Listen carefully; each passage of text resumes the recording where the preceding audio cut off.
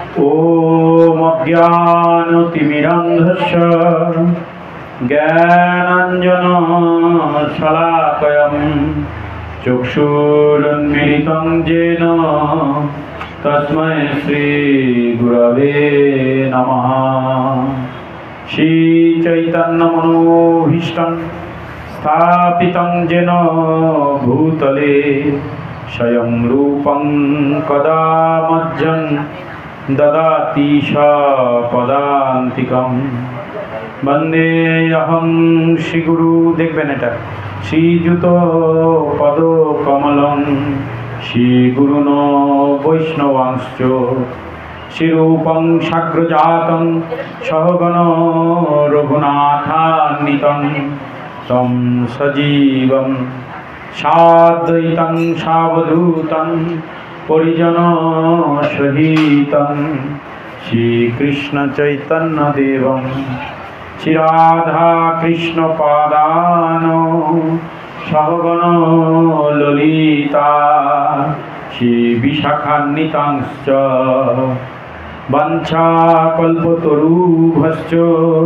कृपा सिन्धुभ्यो एव च पतितानां पावनेभ्यो वैष्णवेभ्यो नमो नमो। नमो महावदनाय कृष्ण प्रेम प्रदायते कृष्णाय कृष्ण चैतन्य नाम्ने गौरत्रिषे नमः। हे कृष्ण करुणा सिंधु दीनबंधु जगतपते गोपेशो गोपिकाकान्तो राधाकान्तो नमोस्तुते।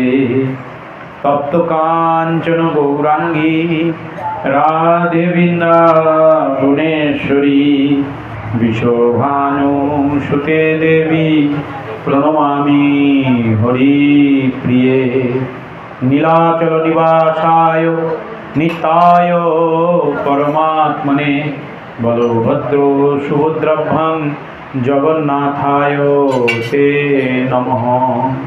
जय श्री कृष्ण चैतन्य प्रभु नित्यानंद श्री अद्वैत गदाधर श्रीवास आदि गौर भक्तवृंद। हरे कृष्ण कृष्ण कृष्ण हरे हरे हरे राम राम राम हरे हरे। ओम नमो भगवते वासुदेवाय। ओम नमो भगवते वासुदेवाय। ओम नमो भगवते वासुदेवाय।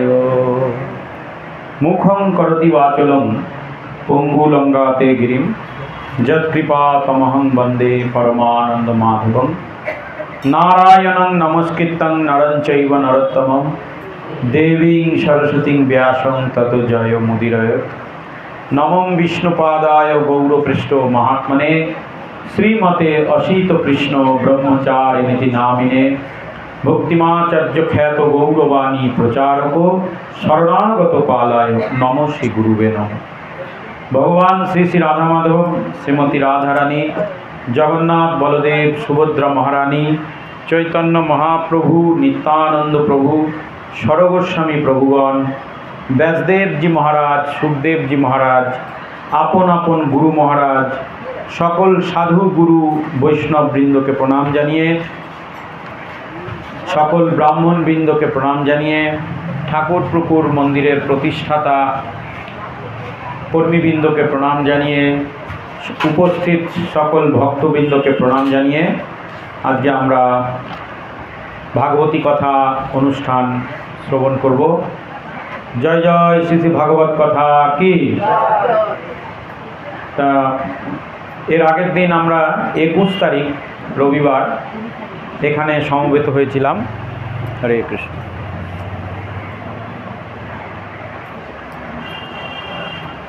21 जुलाई। हाँ नहीं हरे कृष्ण।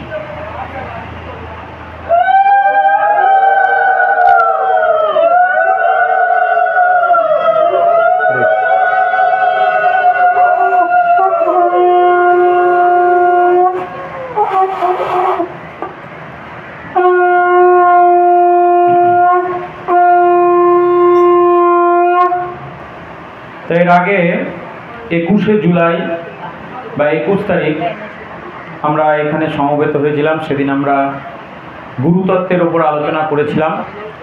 গুরুদেবের মাহাত্ম্য, সেদিন ছিল গুরু পূর্ণিমা। তো সেই উদ্দেশ্যে আমরা গুরুতত্ত্বের আলোচনা করেছিলাম। আর এখানে দীর্ঘদিন ধরে আমাদের শ্রীমদ্ ভাগবত কথা আলোচনা হচ্ছে। আমরা শ্রীমদ্ ভাগবতমের 6টি অধ্যায় প্রথম দিকে শ্রবণ করেছিলাম। সেখানে বিভিন্ন রকমের কথা, শ্রীমদ্ ভাগবতের মাহাত্ম্য, যেটা আমরা ব্যাসদেবজির মুখ থেকে শ্রবণ করেছিলাম, ব্যাসদেব বর্ণিত সেই ভাগবত মাহাত্ম্য কথা আমরা শ্রবণ করেছিলাম। তো আজকে থেকে এতদিন পর্যন্ত আমরা শ্রীমদ্ ভাগবতমের মাহাত্ম্য শ্রবণ করছিলাম। যারা যা কিছু শ্রবণ করেছেন, সেই ধুন্ধুকারীর কাহিনী থেকে শুরু করে যা কিছু, ওগুলো সব ছিল শ্রীমদ্ ভাগবতমের মাহাত্ম্য। কোনো কিছু জানতে গেলে বা কোনো কিছু ভালোভাবে বুঝতে গেলে তার মাহাত্ম্যটা আগে শ্রবণ করতে হয়। তা আজকে থেকে আমরা শ্রীমদ্ ভাগবতমের প্রবেশ করব। প্রথম স্কন্ধের প্রথম অধ্যায়ের প্রথম শ্লোক। এখান থেকে আজকে আমরা আমাদের শ্রীমদ্ ভাগবতের যে যাত্রা, মহাযাত্রা, শ্রীমদ্ ভাগবতের মহাজ্ঞান যাত্রা আবার পুনরায় শুরু করব মাহাত্ম্য শোনার পর। তা আমি চেষ্টা করব বিস্তারিতভাবে আলোচনা করার, এবং সমস্তটাই এই ইউটিউবে রেকর্ডিং হবে। আপনারা যারা উপস্থিত হয়েছেন তারা দেখবেন, যারা উপস্থিত হতে পারেননি তারা পরবর্তীকালে প্রোগ্রামটা অনলাইন দেখতে পাবেন। তাই প্রথম অধ্যায়, প্রথম স্কন্ধের প্রথম অধ্যায়ের বিষয়বস্তু কি? মঙ্গলাচরণ। মঙ্গলাচরণ মানে মঙ্গল আচরণ, মঙ্গলযুক্ত আচরণ, মঙ্গলাচরণ। এমন কিছু আচরণ আমাদের করতে হবে যার মাধ্যমে আমরা জীবনে মঙ্গল প্রাপ্ত হতে পারি। এবং এখানে বিষয়বস্তু হচ্ছে সূত গোস্বামীর কাছে সনকাদি মুনিদের প্রশ্ন। দেখুন, আপনারা যে ভাগবত সপ্তাহ শ্রবণ করেন সেটা হচ্ছে অত্যন্ত সংক্ষিপ্ত বিষয়, আর আমি যে ভাগবত কথা এখানে আলোচনা করি সেটা হচ্ছে এক একটি শ্লোক, তার ব্যাখ্যা, এবং যতটা সম্ভব আমার হৃদয়ে ভগবান কৃপা করে দেন আমি সেটুকুই আপনাদের বলার চেষ্টা করি। এটা কিন্তু কোনো ভাগবত সপ্তাহ বাসর নয়। তাই এখানে আপনারা অনেক বেশি জানবার, অনেক বেশি উপলব্ধি করার সুযোগ পাবেন। আর ভাগবত সপ্তাহে আপনারা সমগ্র ভাগবতের একটা আভাস পাবেন অল্প অল্প। জন্মাদস্য যতয়োপি অম্বুদিতিরত স্থাচাক্ত অভিজ্ঞ সরার তেনে ব্রহ্ম হৃদিজ আদি কবয়ে মুহ্যন্তি যৎ সূরয় তেজো বারি মৃদং যথা বিনিময় যত্র তিসর্গ মৃষা ধাম্না সেন সদা নিরস্ত কুহুকং সত্যং পরম ধীমহি। জয় জয় শ্রী শ্রী ভগবত কথা কি। তাহলে ব্যাসদেব যেখানে কি বললেন, এটা হচ্ছে শ্রীমদ্ ভাগবতমের প্রথম শ্লোক।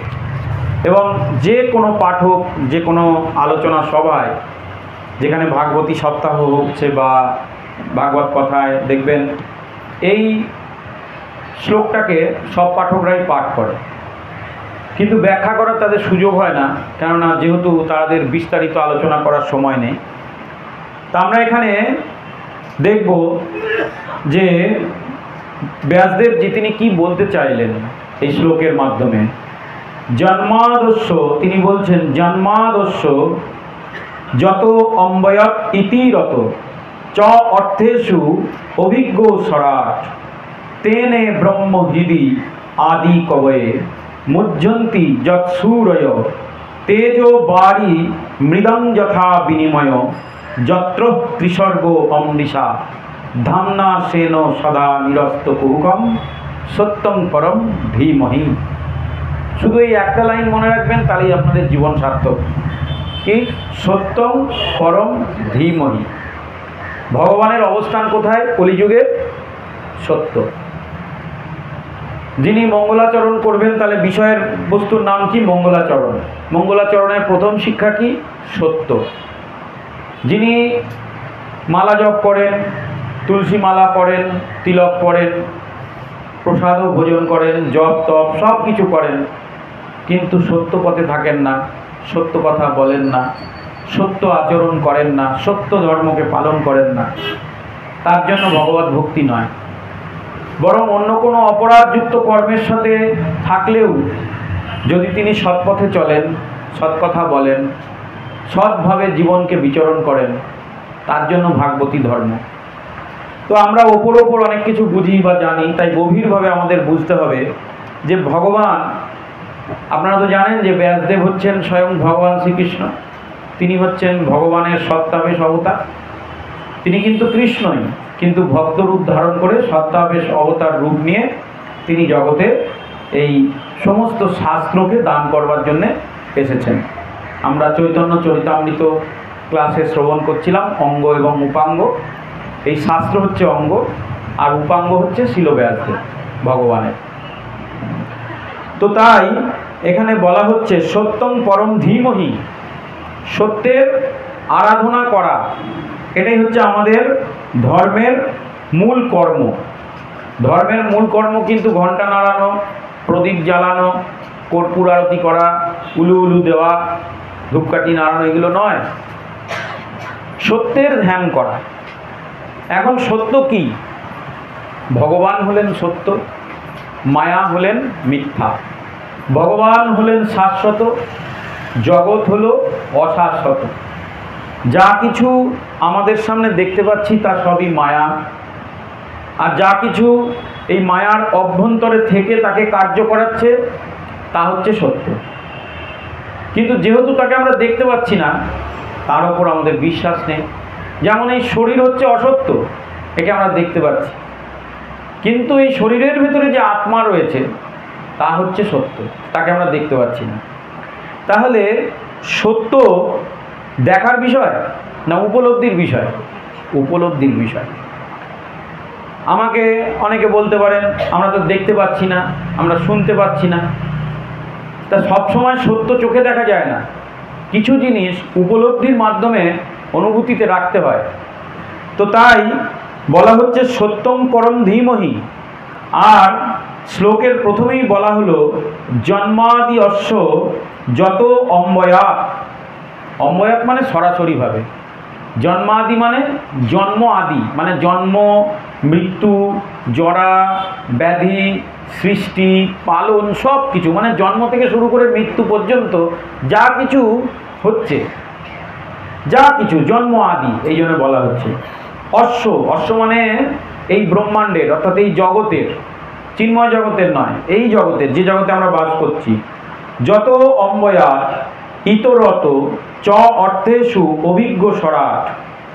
যা কিছু রয়েছে, একজন বিরাট অভিজ্ঞবান পুরুষ, এখানে তার নাম ব্যক্ত করা হলো না, আপনারা সকলেই বুঝতে পারছেন সেই পরম পুরুষ হচ্ছেন পরমেশ্বর ভগবান শ্রীকৃষ্ণ। তো সেই পরম অভিজ্ঞবান পরম পুরুষ, যিনি জন্ম থেকে মৃত্যু পর্যন্ত, এই জগৎ সৃষ্টি থেকে বিনাশ পর্যন্ত সব কিছুর পূর্ণ অভিজ্ঞতা সঞ্চয় করে এই ব্রহ্মাণ্ডকে সৃষ্টি করেছেন। জয় জয় শ্রী ভগবত কথা কি। তারপরে কি বললেন? জন্মাদস্য যৎ অর্থেষু অম্বয়াৎ ইতিরত অভিজ্ঞ সরাট। তাহলে এই জগতের সবচেয়ে অভিজ্ঞবান ব্যক্তিকে যিনি সৃষ্টি করেছেন। হ্যাঁ, যেমন ধরুন একটি বাড়িতে বাবা মা দুটি সন্তান থাকে, সন্তানদের সৃষ্টি হয়েছে কোথা থেকে? বাবা মায়ের থেকে। তাহলে সবচেয়ে অভিজ্ঞবান পুরুষ মানে ব্যক্তি কারা? বাবা মা। সন্তান কখনোই হতে পারে না। ঠিক তদ্রূপ আমাদের এই ব্রহ্মাণ্ডের সৃষ্টিকর্তা হচ্ছে ভগবান। তিনি সম্পূর্ণ অভিজ্ঞতা সম্পন্ন, তিনি এই ব্রহ্মাণ্ডের স্রষ্টা, বিনাশ, পালন, সব কিছুর কারণ। তাই তিনি সব জানেন, কখন সৃষ্টি করতে হবে, কখন পালন করতে হবে, কখন বিনাশ করতে হবে, কখন মানুষকে দুঃখ দিতে হবে, কখন কষ্ট দিতে হবে, কখন তাকে একটু শান্তি দিতে হবে। তো তাই তেনে ব্রহ্ম হৃদি য আদি কবয়ে, তেনে সেই ব্যক্তিকে হৃদি ব্রহ্মা, মানে ব্রহ্মাজি হৃদয়ে ধারণ করেছিলেন যাকে বলা হয় আদি কবি, আদি কবয়ে। তাহলে এই জগতের আদি কবিকে রবীন্দ্রনাথ ঠাকুর, এই জগতের আদি কবিকে নজরুল ইসলাম, শেক্সপিয়ার, নাকি এরা? এই জগতের হ্যাঁ হ্যাঁ তো এই জগতের আদি কবি বলা হচ্ছে ব্রহ্মাকে। আদি কবি কেন? দেখুন, ভগবানের মুখ থেকে তো ভাগবত টাগবত এগুলো সব আসেনি, ভগবান ব্রহ্মাজিকে বলেছিলেন, ব্রহ্মাজির মুখ থেকে আমরা শ্রবণ করেছি। ভগবান ব্রহ্মাজিকে তার হৃদয়ে সব সম্পদ দান করেছিলেন, তারপর ব্রহ্মাজির মুখ থেকে আমরা এগুলো শ্রবণ করেছি। তো তার জন্যে এখানে ব্রহ্মাজিকে খুব একটা বড় সম্মানের পদ দেওয়া হয়েছে। কেন না, তিনি সেই অভিজ্ঞ স্বরাট, যার সম্পর্কে আমরা এতক্ষণ আলোচনা করলাম, তিনি তাকে হৃদয়ে ধারণ করেছিলেন। আর এই হৃদয়ে ধারণ করেছিলেন বলে তাকে আদি কবি বলা হচ্ছে, কারণ তার শ্রীমুখ থেকেই আমরা সব কিছু পেয়েছি। গীতা, ভাগবত, যা কিছু আপনারা সেগুলো শাস্ত্র পড়লেই বুঝতে পারবেন। তো তাই তিনি হচ্ছেন আদি কবি। হ্যাঁ, মুজ্জন্তি যৎসূরয়, যাকে জানবার জন্যে সমস্ত দেহতারা, মুজ্জন্তি মানে মোহচ্ছন্ন হয়ে পড়ে, সুরয় সমস্ত মুনি ঋষি, সুর অসুর দেবতারা যাকে জানতে পারে না, এই ব্রহ্মাজি তাকে হৃদয়ে ধারণ করেছিলেন। খুব ভালো করে মনে রাখবেন, যদি ভগবানকে আপনি ভজনা করতে পারেন, সাধনা করতে পারেন, হৃদয়ে ধারণ করতে পারেন, তার সেবা করতে পারেন, তাহলে বড় বড় পদ আপনারাও পাবেন, এতে নিশ্চিন্ত। কারণ আপনি যখন ভগবানকে ভালোবাসবেন, তখন সেই ভালোবাসা সামাজিক সব স্তরে কিন্তু ছড়িয়ে পড়বে। যারা প্রকৃত ভগবানের ভক্ত, যারা পরম সত্যের আরাধনা করে, যারা পরম মিথ্যার আরাধনা করে, মানে গীতায় যেমন ভগবান বলছেন যে এক ব্যক্তি যে ওপরে একরকম করে, ভিতরে আর একরকম করে, তাহলে তাকে মিথ্যাচারস উচ্চতে, তাকে মিথ্যুক বা মিথ্যাচারী বলে মনে করবে। যার ওপর আর ভিতর সমান, ব্রহ্মাজির মতো, যিনি সত্যি করেই ভগবানকে হৃদয়ে ধারণ করেছেন, তো ভগবান তাকে যেমন পদ দান করেছেন, আপনারা দেখবেন ব্রহ্মাণ্ডের যত ভগবানের ভক্ত আছে সবাইকেই ভগবান কোনো না কোনো পদ দিয়েছেন। দিয়েছে কি না? প্রহ্লাদকে তার পদ দিয়েছে, পরম পদ দিয়েছে। ধ্রুব মহারাজকে তো পুরো লোক দিয়ে দিয়েছে, স্বর্গলোকের থেকেও সুন্দর সে লোক, বৈকুণ্ঠ লোকের সমান। তো এরকম প্রত্যেককেই ভগবান পরম পদ দিয়েছে। আর ভগবানের এই ভক্তদের একটা বড় লক্ষণ কি জানেন? যাদেরকে ভগবান পরম পদ দিয়েছে, তারা যে সবাই ভগবানকে প্রাপ্ত হওয়ার জন্য সাধনা শুরু করেছিলেন তা না। জগতে এক একজনের এক এক রকম বাসনা ছিল। ধ্রুব মহারাজ কিন্তু ভগবানকে প্রাপ্ত হওয়ার জন্য আরাধনা করেনি। ধ্রুব আরাধনা করেছিল কেন? কারণ তার বিমাতা তাকে তার পিতার কোল থেকে নামিয়ে দিয়ে বলেছিল, যা তুই আগে আমার গর্ভে এসে তুই আগে সাধনা কর, সাধনা করে হ্যাঁ ভগবানকে বল যে তোকে যেন আমার মতন মাতৃগর্ভ দেয়, তবে তুই এই বাবার কোলে বসতে পারিস। ধ্রুব অপমানিত হয়েছিল, রাজার ছেলে তো, ক্ষত্রিয় সন্তান, এত বড় অপমান ওই বালক। তখন তিনি সাধনা করতে গেলেন। তাহলে হৃদয়ের উদ্দেশ্য কী ছিল? পিতৃক সম্মান, বাবার কোলে বসবো, আমার বাবা রাজা, আমিও এরকম রাজা হব, এইটা। ভগবানকে লাভ করার উদ্দেশ্য তার ছিল না। কিন্তু যে মুহূর্তে তার ভগবান দর্শন হলো, শঙ্খচক্র গদা পদ্মধারী পরমেশ্বর ভগবান বিষ্ণুর যখন দর্শন প্রাপ্তি হলেন, ধ্রুবের সমস্ত ইচ্ছা মন থেকে চলে গেল। ভগবান তাকে জিজ্ঞেস করছেন, এরকম প্রত্যেকটা ভক্তের জীবনে একই ব্যাপার, প্রহ্লাদের জীবনেও সেই একই ব্যাপার। যখন নৃসিংহদেবের দর্শন করলেন প্রহ্লাদ, তখন নৃসিংহদেব জীব দিয়ে চেটে চেটে তাকে ভালোবাসছেন।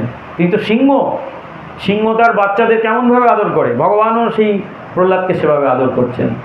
ভগবান বলছেন, বল তোর কী চাই, তোর কী লাগবে? তারা তখন বলেছিলেন, প্রভু আপনার দর্শন পেয়েছি, আর আমার জীবনে কিছু চাই না, তবে একটি জিনিস চাই, দেবেন?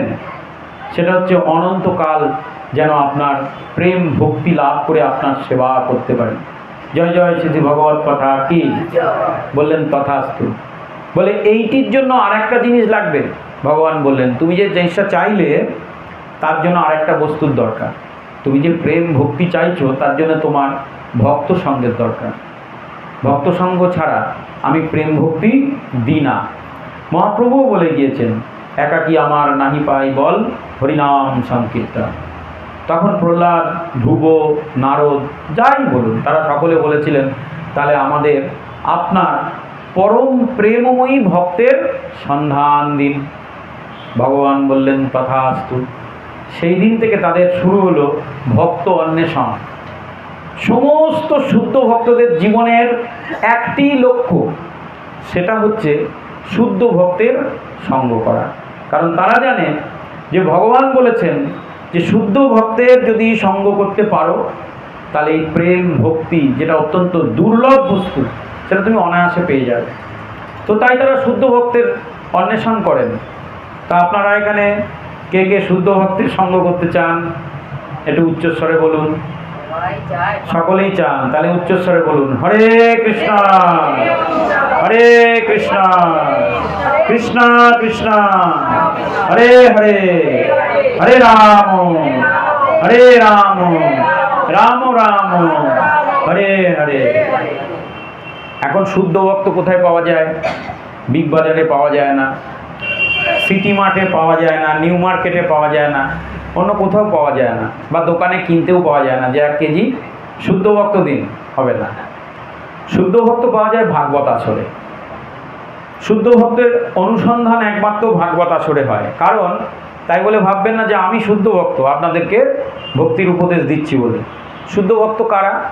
এই যে ব্যাসদেবজি, তার গ্রন্থ থেকে আমি আপনাদের আলোচনা করছি। ব্যাসদেবজি হচ্ছেন ভগবানের শুদ্ধ ভক্ত। যখন আমরা তার গ্রন্থ পাঠ করছি তাহলে তার সঙ্গ লাভ করছি। ধরুন আপনি গীতা পড়ছেন, গীতায় অর্জুন রয়েছেন, সঞ্জয় রয়েছেন, সঞ্জয় উবাচ অর্জুন উবাচ শ্রী ভগবান উবাচ, ব্যাস আপনার অর্জুনের মতো সঞ্জয়ের মতো শুদ্ধ ভক্তের সন্ধান হয়ে গেল। তো শুদ্ধ ভক্ত যখনই আপনি গীতা, ভাগবত বা ভক্ত সঙ্গ করবেন, প্রচ্ছন্ন রূপে সেখানে এসে উপস্থিত হবেন। এগুলো আমরা ভাগবত মাহাত্ম্যে দেখেছি যে ভাগবত আসরে কখনো ভগবান এসে গেছেন, কখনো প্রহ্লাদ মহারাজ এসেছেন, ধ্রুব এসেছেন, সবাই নাম সংকীর্তন করছেন, মনে আছে সেসব দিনগুলো, কাহিনীগুলো সেরকম। তা শুদ্ধ ভক্ত যারা হন, যারা শরীর ধারণ করে আপনাদের মতো বসে আছেন, যেসব শুদ্ধ ভক্তরা, তারা এসে ভাগবত শোনেন। আবার যারা শরীর ত্যাগ করে জড়জগৎ ছেড়ে চলে গিয়েছেন, তারা বেশি দূরে নেই, তারা জগৎ মঙ্গলের জন্য এই জগৎ বা এই ব্রহ্মাণ্ডের কোথাও না কোথাও তারা ভক্ত সন্ধান করছেন। তো যেখানে ভক্তি কথা হয়, ভগবত কথা হয়, তারা সেখানে গিয়ে বসে যান সূক্ষ্ম শরীরে। তাই আমরা সে আসরে পরম আনন্দ লাভ করতে পারি। তাহলে এখানে আমরা দেখতে পাচ্ছি মুজ্জন্তি যৎসূরয়। তো সেই দেবতা থেকে শুরু করে সমস্ত সুর অসুর মুনি ঋষিরাও যাকে দেখলে মুজ্জন্তি মানে মূর্ছিত হয়ে যায়, বা যাকে দেখলে বিশ্বাস করতে পারে না। তেজ বাড়ি মৃদং যথা, তেজ মানে অগ্নি, বাড়ি মানে জল, মৃদং মানে মাটি। তাহলে এই জগতের যা কিছু অগ্নি, জল, বায়ু, মাটি, আকাশ, যা কিছু দেখছেন, হ্যাঁ, যার বাইরে কিছু হয় না, সবই কি হচ্ছে? সবই যত্র, হ্যাঁ, সবই যথা বিনিময়, সব একের সঙ্গে আর একটা পরস্পর মিশ্রণ করে গীতায় আমরা এগুলো দেখতে পাবো বিস্তারিতভাবে। একটার সাথে একটা মিশ্রিত হয়ে, হ্যাঁ, পঞ্চতত্ত্বের মাধ্যমে মাটির সৃষ্টি হচ্ছে, তারপর সেই মাটি থেকে শরীর সৃষ্টি হচ্ছে, গাছ পালা বৃক্ষ, আমরা এই জড়জগৎকে সৃষ্টি করতে পারছি সেই পঞ্চতত্ত্বের মিশ্রণের মাধ্যমে। আর এই পঞ্চতত্ত্বের সৃষ্টি করছেন ভগবান। ব্যাসদেবজি তার শ্রীমদ্ ভাগবতমের 1 নম্বর শ্লোকে এটি ব্যাখ্যা করলেন। তেজ বাড়ি মৃদং যথা, যা কিছু দেখছেন সবই ভগবান দান করেছেন।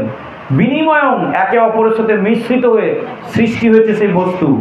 যত্র ত্রিস্বর্গ অমৃষা, সেটা এই জগৎ হোক আর ত্রিজগৎ হোক, মানে স্বর্গমর্ত পাতাল, যেখানে যা কিছু দেখবেন সবই হচ্ছে ভগবান তার সৃষ্টি করেছেন। ধামনা সেন সদা নিরস্ত কুহুকম। তো তাই এই কথাটা উপলব্ধি করতে পেরেছেন ব্যাসদেবজি, আর এই কথাটা উপলব্ধি করতে পেরেছেন সুখদেব গোস্বামী। আর এই কথাটা উপলব্ধি করতে পেরেছেন ব্রহ্মাজি, তাই বলছেন যে আমি তার ধ্যান করি। হ্যাঁ, এই জন্য বলছেন, এই যে এখানে দেখবেন লেখা আছে ধামনা সেন সদা নিরস্ত কুহুকম সত্যং পরম ধীমহি, তাই আমি তার ধ্যান করি। জয় জয় শ্রী ভগবত কথা কি। তাহলে বুঝতে পারছেন একটা শ্লোক তার ব্যাখ্যা, শুধু এগুলো শ্লোকের ইয়েগুলো ব্যাখ্যা করলাম, মানে এক একটা শব্দের অর্থ। এবার আমরা এই তত্ত্বগুলো শ্রবণ করব। তা আমরা এখানে একটা শ্লোকের ভাগবত যখন আলোচনা করি তখন আমরা একটা বিষয় দেখতে পাই, ওম নমো ভগবতে বাসুদেবায়। এই ওম নমো ভগবতে বাসুদেবায় কিন্তু একটা মন্ত্র। এই মন্ত্রটা নারদ মুনি দান করেছিলেন কাকে? ধ্রুব মহারাজকে দান করেছিলেন। এই মন্ত্র জপ করে তিনি ভগবানকে লাভ করেছিলেন। আর এই মন্ত্রকেই সর্বাধিক স্বীকৃতি দেওয়া হয়েছে কিন্তু এই শ্রীমদ্ ভাগবতম গ্রন্থে। তাই যখনই এই ভাগবত পাঠ হয় তারা এই মন্ত্রের উচ্চারণ করে। তাই ওম নমো ভগবতে বাসুদেবায় এই বন্দনার মাধ্যমে বাসুদেব এবং বসুদেব এবং দেবকী পুত্র ভগবান শ্রীকৃষ্ণেরই নিবেদন করা হচ্ছে। এই তত্ত্ব এই গ্রন্থে আরও বিশদভাবে পরবর্তীকালে আমরা আলোচনা করব। এখানে ছিল ব্যাসদেব ঘোষণা করছেন যে শ্রীকৃষ্ণ হচ্ছেন আদি পুরুষ, পরমেশ্বর ভগবান, আর অন্য সব কিছুই প্রত্যক্ষভাবে বা পরোক্ষভাবে তারই প্রকাশ। আমরা যেগুলো দেখলাম যে ভগবান শ্রীকৃষ্ণ হচ্ছেন পরম পুরুষ, আর যা কিছু আছে সব প্রত্যক্ষ এবং পরোক্ষভাবে তারই প্রকাশ। জল, মাটি, অগ্নি, বায়ু, আকাশ, যা কিছু।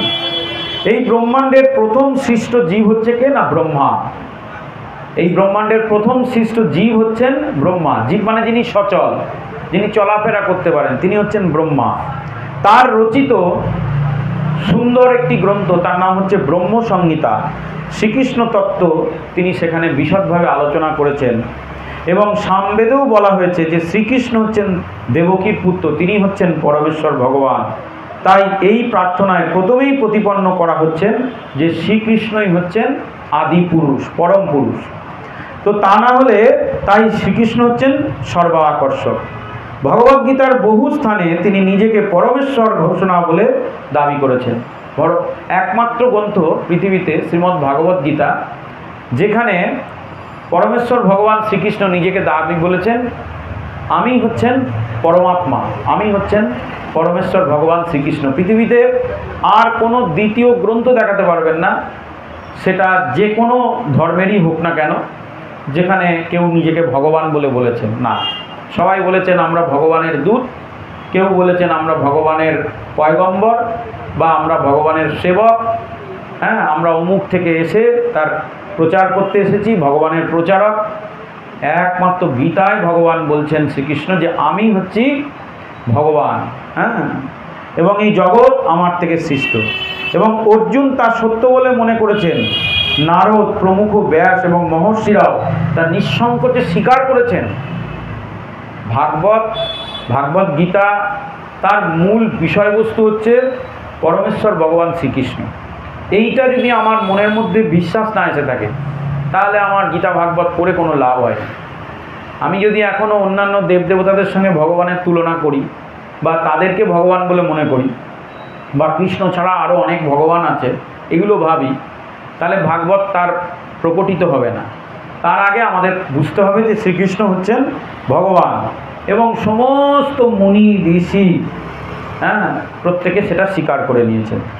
পদ্মপুরাণেও বলা হচ্ছে যে ভগবানের অনন্ত নামের মধ্যে কৃষ্ণ হচ্ছে একটি নাম, যে নাম হচ্ছে মুখ্য নাম। বাসুদেব হচ্ছেন পরমেশ্বর ভগবানের অংশ প্রকাশ। আর বাসুদেব সদৃশ্য ভগবানের অন্যান্য রূপের কথাও এই শ্লোকে বলা হয়েছে। তো বাসুদেব হচ্ছেন পূর্ণ ভগবান নয়, ভগবানের অংশ প্রকাশ। সেগুলো আমরা অন্যান্য সময় আগে বিস্তারিত আলোচনা করেছি যে ভগবান তার ডান অঙ্গ থেকে বলরামের সৃষ্টি করলেন, বাম অঙ্গ থেকে রাধারানীর সৃষ্টি করলেন, আর বলরাম থেকে 4 জন প্রকাশিত হলেন, তার মধ্যে একজন হচ্ছেন এই বাসুদেব। তো বাসুদেব সদৃশ্য ভগবান, তবুও বাসুদেবকে আমরা ভগবান বলেই মনে করছি। তো বাসুদেব নামটি বিশেষভাবে বসুদেব এবং দেবকীর দিব্য সন্তানকেই বোঝায়। হ্যাঁ, বসুদেব এবং দেবকীর যে সন্তান তাকেই বাসুদেব বলা হয়।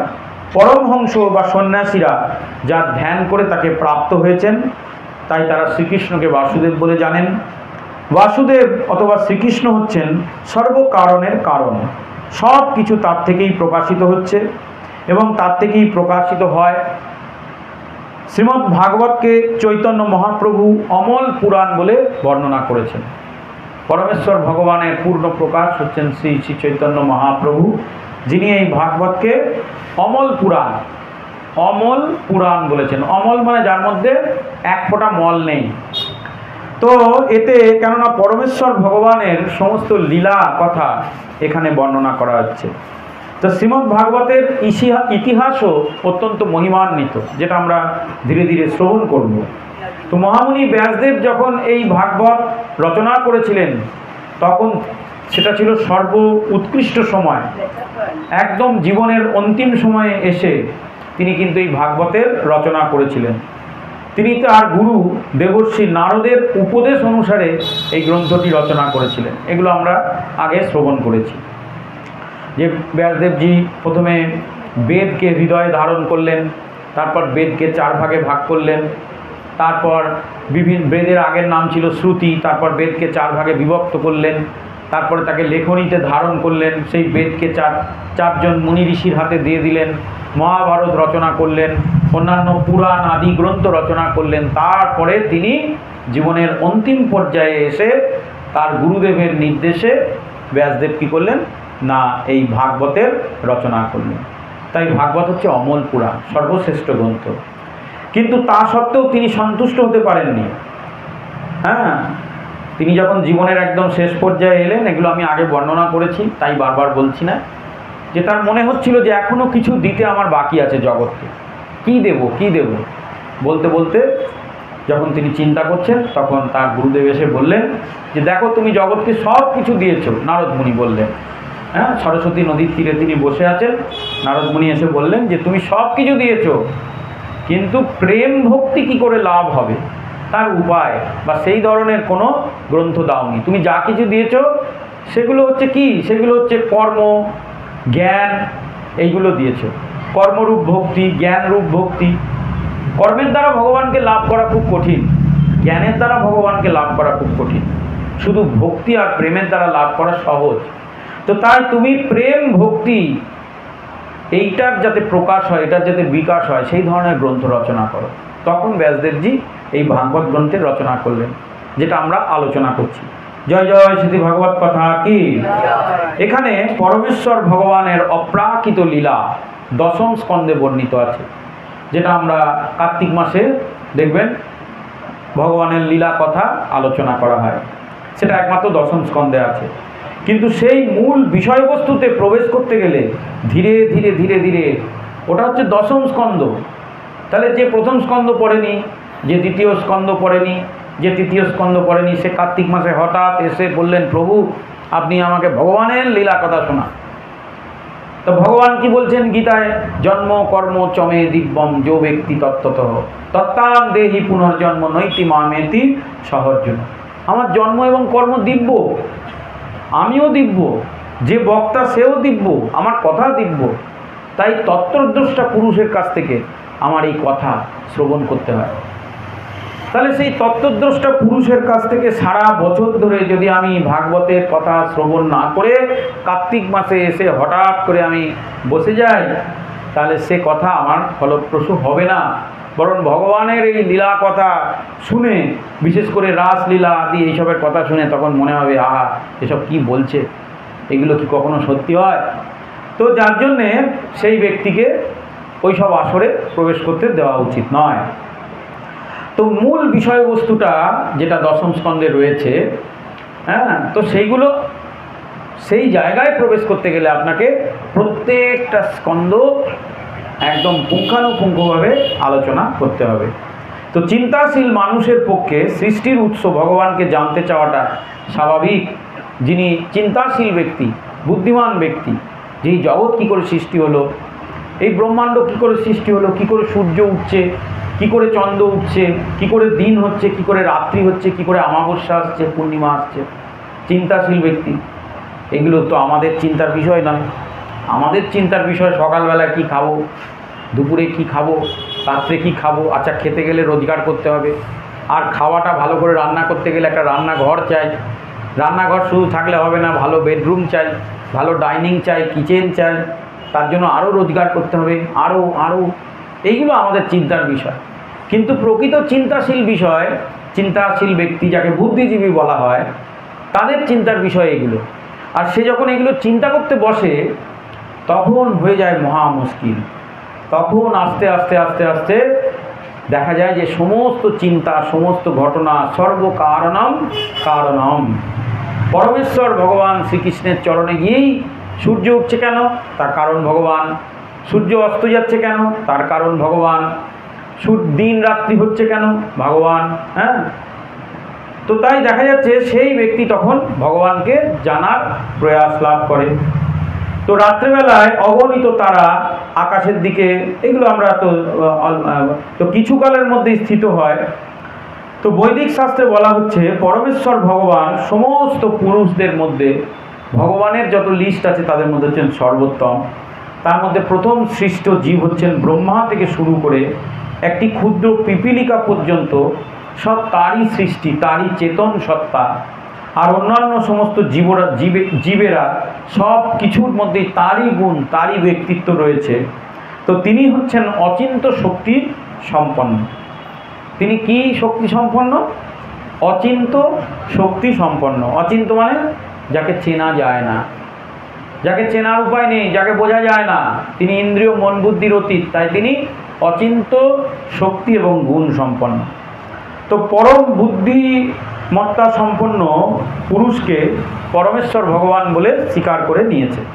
আমরা এখানে বসে বসে আমি বলছি, আমি স্বীকার করেছি বলে আপনাদের বোঝাচ্ছি, আপনারাও করছেন, এরকম বিষয়টা নয়। সমগ্র জগৎ, সমগ্র ব্রহ্মাণ্ড, সমস্ত মুনি ঋষি, আমাদের থেকেও বড় বড় অনেক চিন্তাশীল ব্যক্তি, দেবতা, ইন্দ্র থেকে শুরু করে প্রত্যেকে, সবাই এক বর্ণে স্বীকার করেছে যে না, পরমেশ্বর ভগবান শ্রীকৃষ্ণই হচ্ছেন পরমেশ্বর ভগবান। তিনি পরম বুদ্ধিমত্তা, পরম পুরুষকে সকলেই তারই আরাধনা করছেন।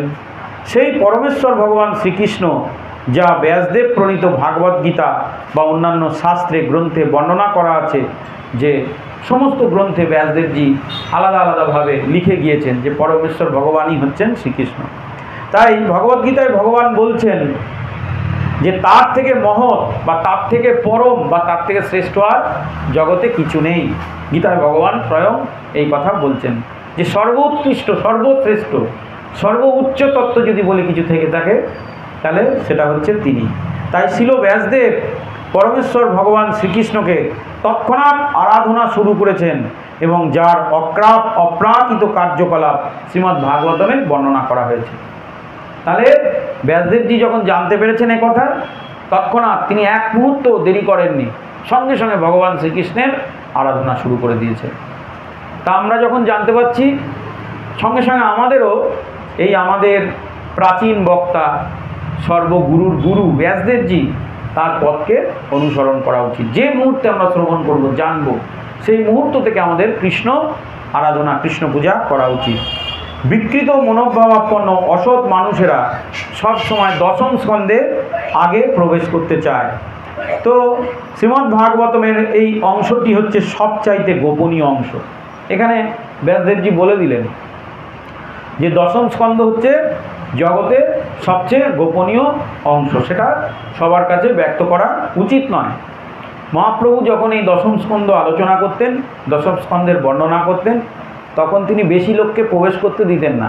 একটি রুমের মধ্যে, একটি কুটিরের মধ্যে বসে 5 থেকে 10 জন তার বিশেষ বিশেষ সাথী, তাদের নিয়ে তিনি নাম সংকীর্তন করতেন আর ভগবানের লীলা কথা আলোচনা করতেন।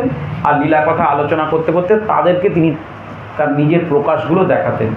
যখন যে কথা আলোচনা করতেন সেই রূপে ভাবিত হয়ে কুর্ম অবতারের কথা কুর্ম অবতার রূপ দেখাতেন, কৃষ্ণ অবতারের কথা কৃষ্ণ অবতারের রূপ দেখাতেন। মহাপ্রভুর মধ্যে তারা দেখ। এখন তো সবাই আলোচনা হবে, কার্তিক মাস আসছে, সব ওপেন করে দেওয়া হবে, লাইট জ্বলবে, সবাই দেখবে শুনবে। আর শুধু তাই নয়, এখন ইউটিউবেও আপনারা শুনতে পাবেন। জয় জয় শ্রী ভগবত কথা কি। তবে এটা একটা কলির বড় গুণ যে আপনি কোনটা নেবেন।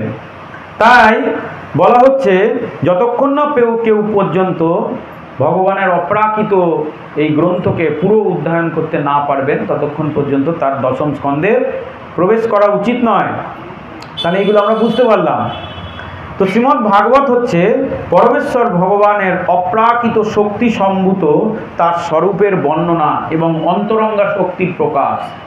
তাহলে এই যে ভাগবত আমরা আলোচনা করছি এটা কি ভগবানের যে অন্তরঙ্গা শক্তি, অন্তরঙ্গা শক্তিকে শ্রীমতী রাধারানী, সেই অন্তরঙ্গা শক্তির প্রকাশ হচ্ছে এই শ্রীমদ্ ভাগবতম। আর এই স্বরূপ হচ্ছে পরমেশ্বর ভগবান শ্রীকৃষ্ণ এই ভাগবত গ্রন্থ। তো তাই অত্যন্ত বুদ্ধিমত্তার সাথে অত্যন্ত শান্তভাবে আমাদের ভক্তির সাথে এই গ্রন্থ আমাদের শ্রবণ করা উচিত। শিল ব্যাসদেব এই 2 শ্লোকের মাধ্যমে স্পষ্টভাবে তা নিরূপণ করেছেন। শিল ব্যাসদেব এখানে বলছেন যে ভগবানের অন্তরঙ্গা শক্তির নিত্য প্রকাশ, কিন্তু জড়জগতের মধ্যে আমরা যে শক্তিকে দেখতে পাচ্ছি সেটা হচ্ছে ক্ষণস্থায়ী শক্তি বা মায়া শক্তি। হ্যাঁ, তো এইভাবে আমরা তো এই জড়জগতে ব্রহ্মা থেকে শুরু করে একটি পিপীলিকা পর্যন্ত কেউ স্বাধীন নয়। এই ভাগবত থেকে আমরা সেটা বুঝতে পারবো। কেউ স্বাধীন নয়, সবাই কিন্তু পরাধীন।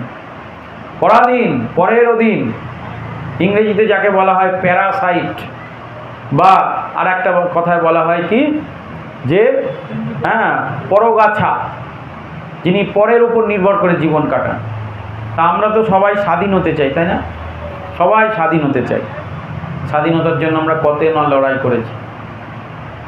তো শিল প্রভুপাদ যখন তার গুরুদেবের সঙ্গে দেখা করেন, ভক্তি সিদ্ধান্ত সরস্বতী প্রভুপাদের সাথে যখন দেখা করেন, তো শিল প্রভুপাদকে দেখেই আমাদের ভক্তি সিদ্ধান্ত সরস্বতী প্রভুপাদ তিনি বলেছিলেন যে তুমি হচ্ছে অত্যন্ত উচ্চশিক্ষিত এবং কম বয়স, তো তোমার এই মুহূর্ত থেকেই কৃষ্ণ ভজনা করা দরকার।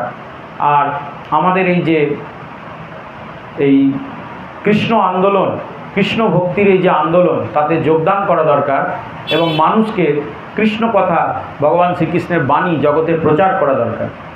তা শিল প্রভুপাদও তিনি তো অত্যন্ত শিক্ষিত এবং বুদ্ধিমান ছিলেন। তখন সেই ব্যক্তি, গুরুদেব তখনও হয়নি, শিল সরস্বতী গোস্বামী প্রভুপাদকে তিনি বললেন যে হে প্রভুপাদ, মানে সরস্বতী গোস্বামীকে বলছেন যে এখন তো দেশ পরাধীন। এই স্বাধীনতা কথাটা এলো বলে বললাম, এখন তো দেশ পরাধীন, ব্রিটিশ শাসন চলছে। আমাদের এখন কৃষ্ণ ভক্তির মুভমেন্ট, কৃষ্ণ কথা প্রচারের কোনো প্রয়োজন নেই। আমাদের এখন দেশকে স্বাধীন করার প্রয়োজন। আগে দেশকে স্বাধীন করতে হবে, তারপর আমরা ভগবানের বাণী প্রচার করব। তখন ভক্তি সিদ্ধান্ত সরস্বতী প্রভুপাদের বইয়ে আছে। তো ভক্তি সিদ্ধান্ত সরস্বতী প্রভুপাদ তখন বলেছিলেন যে দেখুন, ভারতের স্বাধীনতা, পরাধীনতা এইগুলোর ওপর কৃষ্ণ ভক্তির অনুশীলন নির্ভর করে না, কৃষ্ণ ভক্তির প্রচার নির্ভর করে না। কৃষ্ণ ভক্তি নির্ভর করে জীব সত্তার ওপর। মনুষ্য মাত্রই কৃষ্ণ ভক্তির প্রয়োজন। তো মনুষ্য সঙ্গে রাজনীতি, ধর্ম এইসবের কোনো সম্পর্ক নেই। এই ধরনের রাজনীতি বা দেশ শাসন, কে কখন শাসিত হবে, কে পরাধীন থাকবে, এক সময় এগুলো আগে ছিল, থাকবে, এগুলো সবসময় পরিবর্তনশীল। আজ এক রাজা শাসন করছে, কাল আর এক রাজা শাসন করবে, তার আগে আরেকজন শাসন করত। তো এইগুলো নিয়ে যদি আমরা আমাদের সময় নষ্ট করি এইসব রাজনৈতিক বিষয় নিয়ে, তাহলে আমাদের কৃষ্ণ ভক্তির মুভমেন্ট শুরু করা যাবে না। এই বিষয়টি হচ্ছে এখনই শুরু করা দরকার, এমন দীপ্তকণ্ঠে তিনি। কারণ এই জন্মটা আমরা আবার পরে নাও পেতে পারি, মনুষ্য জন্ম। তাই আমি তোমায় নির্দেশ করছি যে স্বাধীনতা পর্যন্ত অপেক্ষা করার তোমার প্রয়োজন নেই, তুমি এক্ষুনি এই মুহূর্তে এটা ঘোষণা করেন। শিল প্রভুপাদ ছিলেন খুব বুদ্ধিমান, তো তিনি তর্ক করতে ভালোবাসতেন। কখনো তিনি পরাজিত হতে চাইতেন না, সবসময় জিততে চাইতেন। জীবনে প্রথম তিনি পরাজিত হলেন, এবং পরাজিত হলেন কার কাছে? সেই ব্যাঘ্রমূর্তি, সিংহমূর্তি শিল ভক্তি সিদ্ধান্ত সরস্বতী প্রভুপাদের কাছে। পরাজিত হয়ে তিনি আনন্দিত হলেন এবং তিনি উচ্চস্বরে বলে উঠলেন, নিতাই গৌর প্রেমানন্দে, হরি হরি বল। আজ থেকে আমি এই কৃষ্ণ ভক্তি আন্দোলনে যোগদান করলাম, না হলে তিনি চলে যেতেন স্বাধীনতা আন্দোলনে। বুঝতে পেরেছেন? তো ভারত স্বাধীন হয়েছে, অনেক কিছুই হয়েছে, তার আগে পরে অনেক ঘটনা ঘটে গেছে, কিন্তু সেই দিন তিনি তার গুরুর কাছে পরাজিত হয়েছিলেন বলে আজকে আমরা এই কৃষ্ণ ভক্তির আন্দোলন তার প্রভাবিত হতে হতে সমুদ্রের জল ছড়াতে ছড়াতে ছড়াতে ছড়াতে বিদেশ থেকে শুরু করে সমস্ত দেশে বিদেশে সব জায়গায় কিন্তু আজকাল মানুষের দেখবেন একটা মুভমেন্ট চলছে, সবাই চেষ্টা করছে নিজের সামর্থ্য মতো। এটা একটা বিশেষ ব্যাপার। তো তাই এইসব মানুষদের প্রতি আমাদের শ্রদ্ধা থাকা দরকার। তো বলছেন যে জড়জগতে ব্রহ্মা থেকে শুরু করে পিপীলিকা পর্যন্ত কেউ স্বাধীন নয়। কেন কথাটা বললাম? তা আমরা স্বাধীনতার যুদ্ধ করতে যাচ্ছিলাম, কিন্তু আমরা তো জন্ম থেকেই পরাধীন, ভগবানের চরণে আমরা পরাধীন। এটা আমাদের বুঝতে হবে। বাহ্যিক স্বাধীনতা পরাধীনতাগুলো কিচ্ছু যায় আসে না। ভগবানের প্রভাব সর্বত্রই দেখা যায়। সমস্ত জড় বস্তু এবং চিৎ স্ফুলিঙ্গ তার থেকেই প্রকাশিত হয়। জড় চেতন দুটি ভগবান থেকেই সৃষ্টি হয়। তো এইভাবে আমরা দেখতে পাচ্ছি। তো এই জড়জগতের সৃষ্টিকর্তা ব্রহ্মা থেকে শুরু করে একটা পিপীলিকা পর্যন্ত সকলেই তার দ্বারা পরিচালিত। শ্রুতিমন্ত্রে বর্ণনা করা হয়েছে যে যে বস্তু পূর্ণ অথবা ব্রহ্ম, সব কিছুই সেই ব্রহ্ম থেকে উৎস। আমরা আগের দিন যেটা দেখেছিলাম চৈতন্য চরিতামৃত আলোচনা করতে গিয়ে, তাই সেখানে বলা হচ্ছে যে ব্রহ্মার আয়ুষ্কাল থেকে শুরু করে যা কিছু প্রকাশিত হয়েছে সব কিছু সেই পরম ব্রহ্ম, পরম সত্য। ব্রহ্ম মানে সত্য, যা আমরা প্রথমেই বললাম যে সত্যং পরম ধীমহি, মানে ব্রহ্মং পরম ধীমহি। সেই ব্রহ্মের উপাসনা আর সত্যের উপাসনা, কেউ তাকে সত্য বলছে, কেউ তাকে ব্রহ্ম বলছে, কেউ তাকে পরমাত্মা বলছে, কেউ আবার তাকে সচ্চিৎ আনন্দময় পরমেশ্বর ভগবান শ্রীকৃষ্ণের রূপ বলে বর্ণনা করছে। তার আরাধনা করা দরকার। অনেকে বলেন যে ভাগবতে তো বলা আছে সত্যং পরম ধীমহি, কৃষ্ণ কথা বলা নেই। তা কৃষ্ণই তো পরম সত্য। তো সেই সত্য মানে কৃষ্ণ, কৃষ্ণ মানেই সত্য। কৃষ্ণের আরাধনা করা মানেই সত্যের আরাধনা করা। তো বৈদিক শাস্ত্র অনুসারে ব্রহ্মা, যাকে সূর্যের সঙ্গে তুলনা করা যেতে পারে, কিন্তু পরম স্রষ্টা তিনি নন, কারণ তার স্রষ্টা স্বয়ং ভগবান। তা আমরা দেখতে পারি যে ভগবান অর্জুনকে বিভিন্ন উপদেশ দিয়েছিলেন। ভগবানের আরেকটি নাম হচ্ছে, এখানে ভাগবতমে বলা হচ্ছে অসমর্থ। অসমর্থ মানে যার সমান বা তার থেকে মহৎ আর কেউ নেই, তাই তাকে কার সাথেও তুলনা করা উচিত নয়। পরম সত্যই হচ্ছেন তিনি, তার সমকক্ষ বা তার থেকে মহৎ এই জগতে কেউ থাকতে পারেন না। যতক্ষণ না পর্যন্ত কেউ পরমেশ্বর ভগবানের শ্রীপাদ পদ্মে আত্মসমর্পণ করছেন, ততক্ষণ পর্যন্ত তিনি এটা বুঝতে পারেন না। এটি হচ্ছে সবচেয়ে মজার বিষয়। তাহলে ভগবান হচ্ছেন কি? অসমর্থ, মানে যার সমান এবং তার থেকে উচ্চ বা তার থেকে শ্রেষ্ঠ আর কেউ নেই, সব তার নিচে। কিন্তু এইটা উপলব্ধি করতে আমাদের কয়েক জন্ম কেটে যায়। কেন? তার কারণ হচ্ছে এটাই যে আমরা ভগবানের চরণে সমর্পণ করতে পারি না। যে মুহূর্তে কেউ ভগবানের চরণে পূর্ণরূপে সমর্পণ করে নেবেন, তখন ভগবান তাকে এটা বুঝিয়ে দেবেন। আর যতক্ষণ সে সমর্পণ করতে পারবে না, ততক্ষণ ভগবানের এই বিষয়টা সে বুঝতে পারবে না। তাই এই জড়জগৎ সৃষ্টির পূর্বে কেবল ভগবানই ছিলেন, আর এই জড়জগৎ ব্রহ্মাণ্ড বিনাশের পর তিনিই থাকবেন, আর এই স্থিতিকালেও তিনিই আছেন। ভগবান ব্রহ্মাকে এই বৈদিক জ্ঞানই দান করেছিলেন। সেই ভগবানের সমস্ত নির্দেশ সর্বত্রভাবে পালন করেছিলেন ব্রহ্মা। আর এই ব্রহ্মা সৃষ্টি করেছেন আমাদেরও উচিত পালন করা। ভগবানের প্রত্যেকটা নির্দেশ পালন করেছিলেন কে? ব্রহ্মা। আর ব্রহ্মা থেকে সৃষ্টি হয়েছে আমাদের, তাহলে আমাদেরও পালন করা উচিত। কিন্তু যেই মুহূর্তে আমরা ভগবানকে অস্বীকার করছি, তার সত্তাকে আমরা প্রত্যাখ্যান করছি, তখনই আমাদের জীবনে দুঃখ, কষ্ট, ত্রিতাপ, জ্বালা আসছে। তো ভগবানের সেই সমস্ত নির্দেশ আমাদের পালন করা উচিত। তাই কেউ যদি জড়জগতের বন্ধন থেকে মুক্ত হতে চায়, তাকে অবশ্যই ভগবানের শরণাগত হতে হবে। আর ভগবান বলছেন শরণাগত দীনার্থ পরিত্রাণ পরায়ণ। আমি সবাইকে রক্ষা করি না, যে আমার শরণাগত হয় আমি একমাত্র তাকেই রক্ষা করি, সে কথাই ভগবদ্গীতায় বলা হয়েছে। তা যতক্ষণ না পর্যন্ত কেউ ভগবানের চরণে আত্মসমর্পণ করছেন, ব্রহ্মাজি ব্যাসদেবজি বারবারই এই কথা বলছেন, ততক্ষণ পর্যন্ত সে এই জগতের দ্বারা মোহচ্ছন্ন, মায়া মোহের দ্বারা আকৃষ্ট হয়ে থাকবে। কোনো বুদ্ধিমান মানুষ যখন পরমেশ্বর ভগবান শ্রীকৃষ্ণের চরণে আত্মসমর্পণ বা আত্মনিবেদন করেন, সম্পূর্ণভাবে তিনি অবগত হন যে শ্রীকৃষ্ণই হচ্ছেন পরমেশ্বর ভগবান, সকল সৃষ্টির কারণ, তখন তিনি হয়ে যান সব থেকে বুদ্ধিমান ব্যক্তি। যার জন্য কি বলা হচ্ছে, ভজকৃষ্ণ ভজকৃষ্ণ সে বড় মধুর, আর ভজকৃষ্ণ ভজকৃষ্ণ সে যেজন কৃষ্ণ ভজে সে বড় চতুর। চতুর কেন? এই যে এখানে বলা হলো ভাগবতমে, যে মুহূর্তে সে আত্মসমর্পণ করলো, ভগবান তার সমস্ত জ্ঞান সমস্ত উপদেশ, সে তো ভগবানকেই জানতে পেরে গেল, আর বাকি সব জেনে কি হবে, তার সব জানা হয়ে গেল, তাই সে সব থেকে জগতের চতুর ব্যক্তি। তো তবে এই ধরনের মহাত্মা অত্যন্ত দুর্লভ। আবার ব্যাসদেবজি বললেন যে চতুর বলা হচ্ছে ঠিকই, কিন্তু প্রকৃত চতুর, প্রকৃত বুদ্ধিমান ব্যক্তি এই জগতে অত্যন্ত দুর্লভ। একমাত্র মহাত্মারাই ভগবানকে পূর্ণরূপে জানতে পারেন, আর বাকিরা জানার ভান করে থাকেন, এখনো জানেনি, জানার ভান করে আছেন।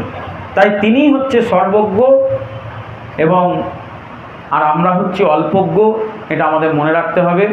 তাই আমাদের মতন অল্পজ্ঞদের সবসময় সর্বজ্ঞের কাছে থাকা উচিত। শ্রীধর স্বামী দেখিয়ে গিয়েছেন যে বহু প্রাচীন গ্রন্থ, বহু প্রাচীন পুরাণে ভাগবতমের উল্লেখ রয়েছে। সবচাইতে প্রাচীন হচ্ছে মৎস্য পুরাণ। যা কিছু পুরাণ আছে তার মধ্যে সবথেকে প্রাচীন পুরাণ হচ্ছে মৎস্য পুরাণ। সেখানেও ভাগবতমের কথা বলা হয়েছে। এই পুরাণে উল্লেখ করা হয়েছে যে ভাগবতের শুরু হচ্ছে গায়ত্রী মন্ত্র দিয়ে, তাতে পারমার্থিক বিভিন্ন নির্দেশের কথা বর্ণনা করা হয়েছে, এবং সেই মৎস্য পুরাণেই বৃত্তাসুরের ইতিহাস বর্ণনা করা আছে। পূর্ণিমার দিনে এই গ্রন্থটি যদি কেউ কাউকে দান করে, তাহলে তার ভগবত ধামে যাওয়া নিশ্চিত হয়ে যায়। জয় জয় শ্রী শ্রী ভাগবত কথা কি! দেখুন কত সত্য, যত মাটি খুঁড়বেন তত কত কিছু বেরিয়ে যায়। ব্যাসদেবজি কি বলছেন যে পূর্ণিমা তিথিতে যদি কেউ এই ভাগবত গ্রন্থ কাউকে দান করে, তাহলে তার বৈকুণ্ঠ গোলক নিশ্চিত হয়ে যায়। তো এইভাবে আমরা দেখতে পাচ্ছি। তো শিল বিশ্বনাথ চক্রবর্তী ঠাকুর জড় কামন্মত্তা রহিত আদি রসের আলোচনা করেছেন। আর এই সমস্ত কিছুর সৃষ্টি হচ্ছে ভগবান থেকে, সমস্ত জড় কাম ভাব ভগবান দ্বারাই পরিচালিত হয়। তো শ্রীমদ্ ভাগবতমে ধীরে ধীরে নিরপেক্ষভাবে পাঠককে এইগুলো পাঠ করতে হবে। জয় জয় শ্রী শ্রী ভাগবত কথা কি!